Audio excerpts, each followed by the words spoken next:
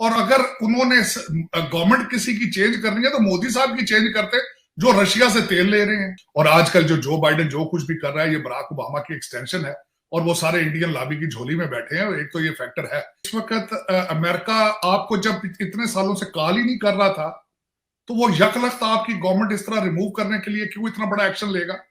आपने आज तक अपने 3.5 साल, पौने 4 साल की इस हुकूमत में आपने एक भी ऐसा काम नहीं किया जो अमेरिका के खिलाफ हो, बल्कि आप तो अमेरिका को डिलीवर करते रहे हैं। अब वो अमेरिका के खिलाफ जिहाद के बाद, ये तीसरा उनका मोटिव है, आजाद फॉरेन पॉलिसी और जंग अमेरिका के साथ। नौजवानों निकलो, नौजवानों गौर से सुनो, मैं तुमसे क्या कहने चलूं, बड़ी सीरियस बात है। बाहर निकलो, अमेरिका के झंडे जलाओ। इस पे अगला इलेक्शन लड़ने की ट्राई की जा रही है। लेकिन ये कहां लेके जाएगा पाकिस्तान को? कभी किसी ने ठंडे दिल से सोचा? मेरे जो बच्चे यूथी है इस वक्त डी चौक में नारे मारते फिर रहे हैं, पूरे पाकिस्तान में दमादम मस्त कलंदर करते फिर रहे हैं। कभी सोचा कि इस नैरेटिव के साथ आप पहुंचोगे कहां? आपकी डेस्टिनेशन क्या है? आप दूसरा अफगानिस्तान बनने जा रहे हो? ये डेस्टिनेशन है आपकी? अगर ये है तो फिर गॉड ब्लेस यू। हम लोग, हमारे जैसे लोग जिनको सिस्टम ने रिजेक्ट करके 35 40 साल पहले निकाला था वहां से, वो दर्दमंद है, रो रहे हैं, चीख रहे हैं कि हमारे मादरे मिलत के साथ क्या हो रहा है। आप यही चाहते हैं तो बिस्मिल्लाह फिर करें। आप अमर बिन मारूफ में भी गए हैं, देखिए कितना खतरनाक इन्होंने मंसूबा बना रखा है। इस वक्त अगर आप पीटीआई में नहीं हैं तो आप नौज़बिल्लाह आप काफिर हैं, मुसलमान नहीं है। अगर आप पीटीआई में नहीं हैं तो आप गद्दार हैं। देखिए नरेटिव देखिए कितने किस तरह आग से खेला जा रहा है, किस तरीके से पाकिस्तान की तबाही की प्लानिंग की जा रही है। जरा सोचें कि अगर आप पीटीआई में बिलीव नहीं करते तो इसका मतलब है आप अमर बिन मारूफ का हिस्सा नहीं है, आप मुनकर हैं आप। और अगर आप पीटीआई में नहीं है तो आप गद्दार हैं, आप पाकिस्तानी नहीं हैं। और मेरे बच्चे, ये युवा, ये बार बार कहते हैं, नौजवानों, अपने 3 बच्चे तो लंदन में बैठे हैं ना, वो तो तैयारी कर रहे हैं, वो उनको ट्रेन किया जा रहा है आगे प्राइम मिनिस्टर बनने के लिए। लोगों के बच्चों की जानों की कुर्बानियां देना चाहते हैं, उनको कहते हैं जाके एमएनए घरों पे पत्थर मारो। बार बार खान साहब कह रहे हैं जाके अवारी होटल के बाहर एहतजाज किया जाए रोज डेली बेसिस पे। ये नया पाकिस्तान, ये रियासत मदीना में हो रहा है, और ये इसको दुनिया देख रही है। हालिया मैं इसको मुसलसल रोजाना 5-6 न्यूज़पेपर पढ़ता हूं, लोग देख रहे हैं।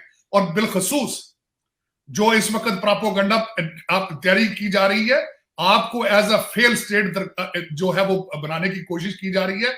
और मैं समझता हूं कि इंतहाई खतरनाक है, क्योंकि यू हैव एटॉमिक एसिड्स, और आप प्रूव कर रहे हैं। आज की तारीख में आलिया मुझे ये बताएं, आपके शॉट्स कौन कॉल कर रहे हैं?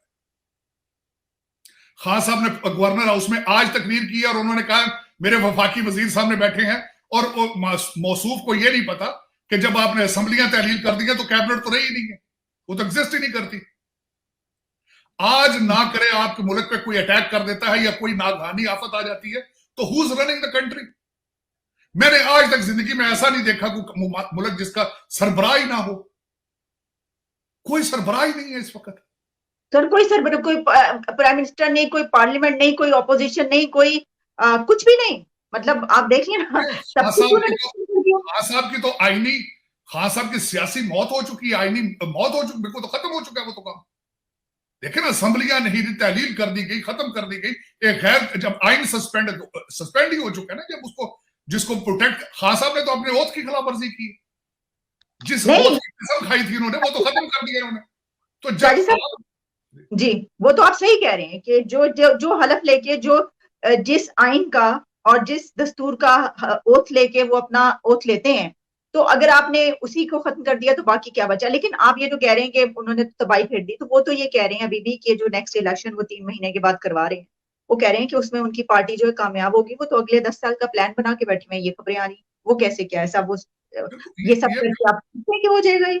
हालिया वॉशिंगटन डीसी में भी इस पे काम हो रहा है कि क्या ये सेटअप है, क्या ये ट्रैप है, क्या ये एक बिल के अगले 5 साल भी इनको देने की, 4 साल देने की एक ट्रैप है। लोग इस पे देख रहे हैं। देखें, सबसे बड़ी बात ये है, खान साहब हमेशा ये कहते हैं मुझसे ज्यादा अमेरिका को मुझे नहीं जानता, मुझसे ज्यादा भारत को कोई।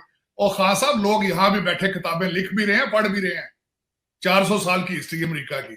आप अकेले इंटेलेक्चुअल पैदा नहीं हुए दुनिया में। और लोग देख रहे हैं, और हम खासकर जिस तरह रशिया ने स्टेटमेंट दी है, American they are watching it, और दूसरा रिपब्लिकन बिल्कुल किनारे पर पहुंच चुके हैं वॉशिंगटन डीसी में, मिड टर्म में भी आएंगे और अगला प्रेसिडेंट भी अमेरिकन रिपब्लिकन आएगा, वो हर एक बात का जवाब होगा। ऐसी बात नहीं है, आपकी तरह नहीं है बनाना रिपब्लिक के आप जो मर्जी कर दें, आप चाहे आइन सस्पेंड कर दें, चाहे जिसको मर्जी आप गद्दारी का सर्टिफिकेट बांट दें। अब मुझे बात आज याद आ रही है, रऊफ क्लासरा साहब मेरे वेरी रिस्पेक्टेबल जर्नलिस्ट, उनकी बात एक मुझे बहुत अच्छी लगी। उन्होंने कहा जी इस वक्त आधा मुल्क जो है वो पीटीआई के मोरालिटी को एक्सेप्ट कर गए थे, इनके मॉरल्स कोई नहीं वो एक्सेप्ट कर गए थे, और दूसरा आधा मुल्क जो है करप्शन को एक्सेप्ट कर चुका है। जिस मुल्क के अंदर मोरालिटी और करप्शन को आपने हलाल कर दिया हो, उसके पीछे आपके पास तीसरी चीज बची क्या है? लेकिन अमेरिका अभी तक इन चीजों को नहीं भूला। We are going through the crisis, और आपने उसका फायदा उठाया। अगर बाइडेन आज प्रेसिडेंट होता, आपकी क्या मजाल थी कि आप सारे ये ड्रामे करते, आप बच्चों को कहते बाहर निकलो, अमेरिकन झंडे जलाओ, आप निकल के बाहर। आपने सारा ये किया है, और सबसे बड़ी बात यह है कि ना सिर्फ अमेरिका, यूरोपियन यूनियन और वेस्टर्न सिविलाइजेशन देख रही है कि आपने किस तरीके से इस चीज को यूज करके अपनी अगला 4 साल आप लेने के चक्कर में है। somebody is watching it, matter of fact, is this, don't forget it। जी बिल्कुल सर, हम ये तो कह सकते हैं कि जाहिर है जब उनका नाम सामने आ रहा है और इतनी बड़ी साजिश उनके खिलाफ ऐसी की जा रही है कि पूरी दुनिया में पब्लिश हो रही है चीज कि अमेरिका ये कर रहा है, तो वो तो देखेंगे, उनको तो बड़ी फिक्र होगी इस चीज की। लेकिन मैं आपसे जानना चाह रही थी, आपने ये जो एक बात कही उसमें से 2 बातें निकलती हैं। तो आपने ये कहा कि देखें, अगर जो बाइडेन के ये जो गवर्नमेंट के है इसके साथ तो इनका है कॉन्फ्लिक्ट इमरान खान का, वो तो हम जानते हैं जो सब कुछ होता रहा। लेकिन जब ट्रंप थे तो प्रेसिडेंट ट्रंप के साथ जब इमरान खान उधर गए थे अमेरिका, तो बहुत ही अच्छे तरीके से वार्म वेलकम किया गया था और बड़े अच्छे ताल्लुकात बने।